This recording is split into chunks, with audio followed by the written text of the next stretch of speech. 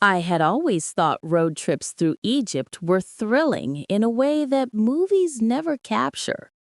The sun beats down during the day, but at night, the desert breathes a quiet I couldn't explain. I was on the road with a friend, heading back to Cairo after visiting the Giza plateau. It was late, maybe close to midnight, and the streetlights were few and far between.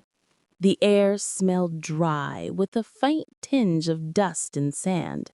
The road stretched ahead, endless and empty, and that's when I first noticed something. At the edge of the headlights, a figure appeared, tall, thin, almost impossibly still.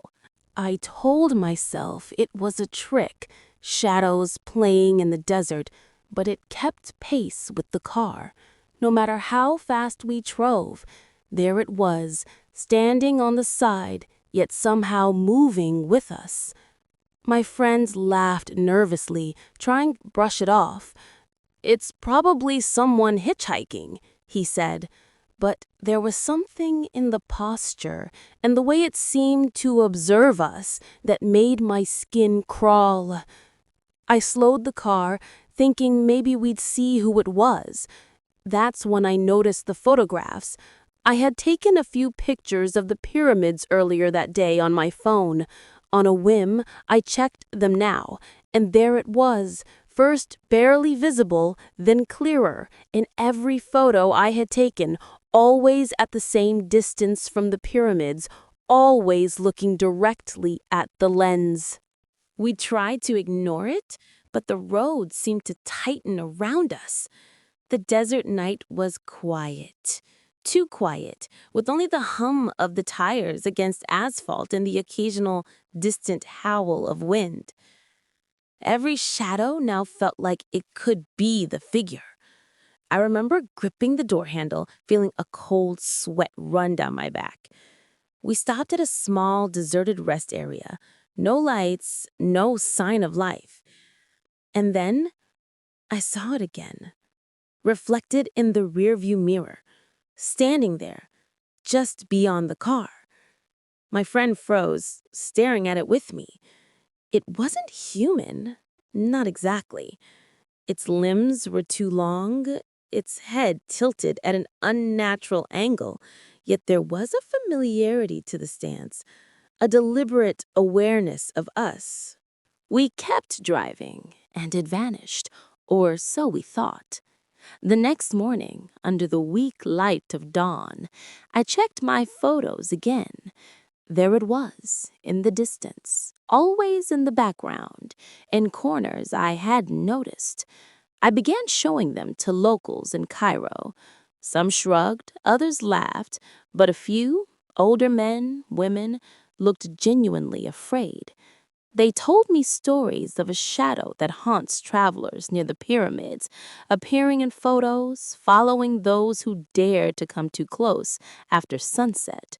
Legend said it was the spirit of a guardian left behind to protect secrets no one should see. Days passed, but it didn't stop. Every time I opened my phone, I could see the figure, at first faint, then clearer, until it felt like it was closer every time I looked. I tried to leave the city, but every route back toward the pyramids seemed to intersect with the same stretch of road.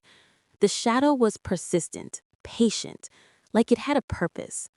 I began avoiding photography, avoiding late-night drives, yet it still appeared in reflections, in peripheral glances, in dreams that felt like memories. I spoke to a folklore researcher at the University of Cairo. He told me that the figure was not merely legend, it was a warning. The shadow appears to those who look too closely at what shouldn't be seen, a sentinel of ancient secrets that predate the pyramids themselves. Some travelers never return, vanishing without trace, their last photographs showing only this shape in the distance, always observing. I couldn't sleep. Every dark corner, every dimly lit street, I imagined it standing there, waiting for the night to fall. I stopped taking photos entirely, deleted the ones I had, but it felt like a small comfort. Weeks later, on another journey, I found myself driving past the Giza Plateau again. I swore I had avoided it, but the road curves had led me right back, and there it was, closer than before, standing at the edge of the sand, its eyes, or what I perceived as eyes, locked onto me. I felt the car slow itself, as though my hands had no choice, as though the road itself was complicit. The figure stepped forward, and for the first time I noticed the faint outline of features. Hollow, elongated, almost skeletal, yet undeniably alive in intent. I turned away, gripping the wheel with every ounce of strength, willing the next bend in the road to break the spell. Even now, I can't look at a photograph of the pyramids without flinching. The shadow seems to linger, a faint blur at the edge of my vision, a reminder that some things are meant to remain unseen. Travelers whisper of its patience, the way it studies its victims, the way it appears in digital records as a ghostly sentinel. I've heard that if you encounter it in person, it doesn't chase you. It waits, marking you, embedding itself into your life until you can't escape the gaze. I'm telling you this because someone should know.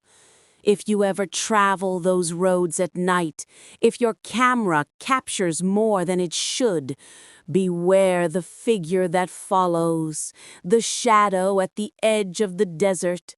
Some say it is ancient, bound to the land, keeping watch over secrets buried beneath centuries of sand. And others say it is hungry for attention, feeding on the fear of those who dare to see it. I don't know if it will ever leave me, if it has followed me across towns and cities. I only know that the desert never forgets, and neither does the shadow. I sometimes wake in the middle of the night, thinking I hear footsteps outside my window, the faint rustle of sand carried by a dry wind. And when I pick up my phone, just to reassure myself, I see it, always at a distance, always observing, a silent witness to my life.